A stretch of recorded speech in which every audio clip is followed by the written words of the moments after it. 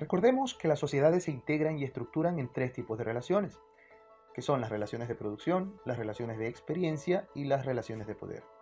En las relaciones de producción, los individuos y las sociedades satisfacen sus necesidades y deseos.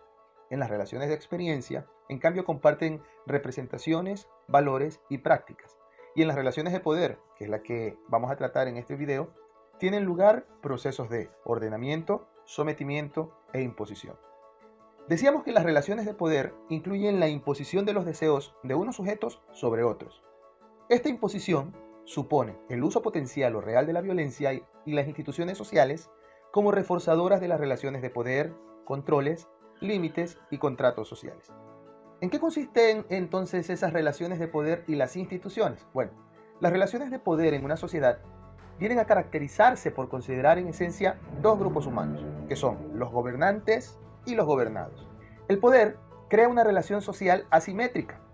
Los gobernantes tienen capacidad para establecer y para mantener un orden en la sociedad que permita la convivencia pacífica, la producción económica y la realización de las necesidades básicas de los integrantes en las distintas comunidades y grupos que forman esa sociedad.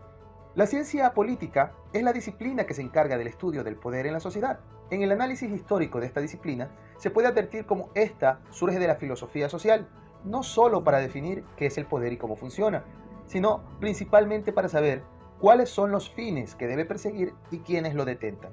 La ciencia política de la antigüedad la hicieron los filósofos y los juristas preocupados por el establecimiento de la autoridad, el orden público y la resolución de conflictos mediante un arbitraje institucional y no mediante el uso de la violencia. La primera visión de la ciencia política es ética, es decir, busca prescribir cuál debe ser el uso correcto del poder y qué fines y principios deben guiar su ejercicio. Los griegos, en especial Aristóteles, estudiaron las formas en que se ejercía el poder en las sociedades de su tiempo y que caracterizaba las formas de gobierno.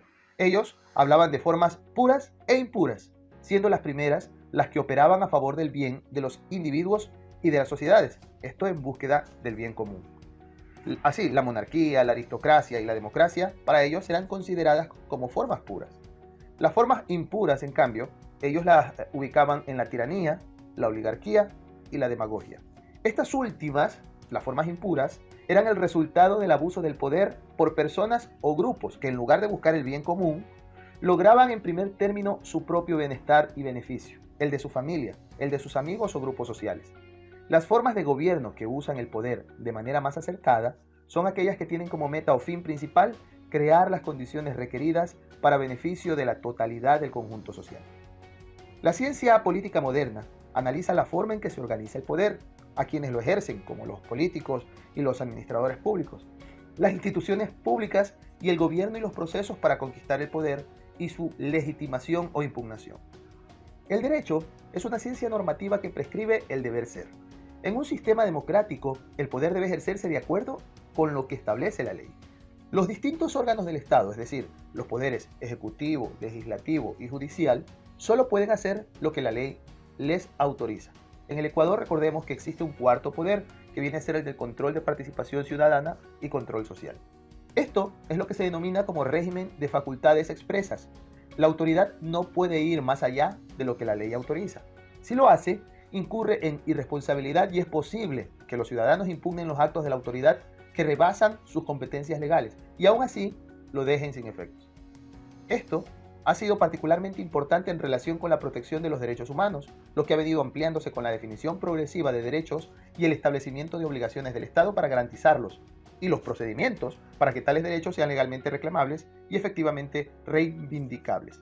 Pero también es posible analizar el poder desde perspectivas de otras disciplinas, como por ejemplo la sociología y la economía, porque el poder, se ejerce no solo por las autoridades formales, sino por aquellos que tienen la fuerza social o económica para hacerlo. También por aquellos que disponen de información, como los científicos y los tecnólogos, porque es totalmente cierto que la información es poder. La antropología y la sociología estudian las relaciones sociales de poder y existe una especialidad en ambas disciplinas, la antropología política y la sociología política. Ambas analizan las relaciones sociales asimétricas, analizando el poder desde la sociedad. Los antropólogos, en términos generales, estudian las relaciones de poder en las sociedades primitivas y rurales. Los sociólogos analizan las relaciones en las sociedades complejas, urbanas, industriales y postindustriales.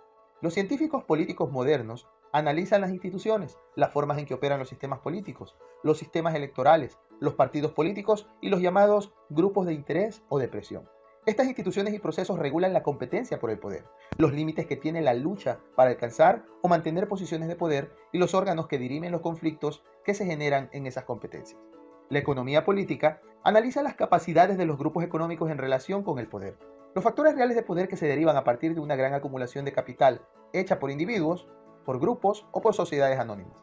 Esta última es la forma moderna de organización empresarial, la más dinámica y aquella en la que se basan los grupos económicos para operar con mayor agilidad y libertad. Los grupos económicos desarrollan lo que se ha llamado factores de poder y más recientemente poderes fácticos, que operan con libertad y pretenden imponer sus intereses por encima de los intereses generales y los derechos de todos los seres humanos que debe proteger el Estado. En una democracia, todos los poderes sociales o económicos deben respetar la ley, las disposiciones de las autoridades, constituidas formalmente y el orden legal establecido. Cuando no lo hacen, el Estado tiene la obligación, crecientemente definida, de proporcionar a los individuos y grupos sociales los elementos para que denuncien las violaciones, defiendan y reivindiquen sus derechos, incluyendo la reparación de los daños causados. También ha venido siendo definida en las distintas naciones del orbe la responsabilidad económica del Estado para que la reparación del daño sea realizada.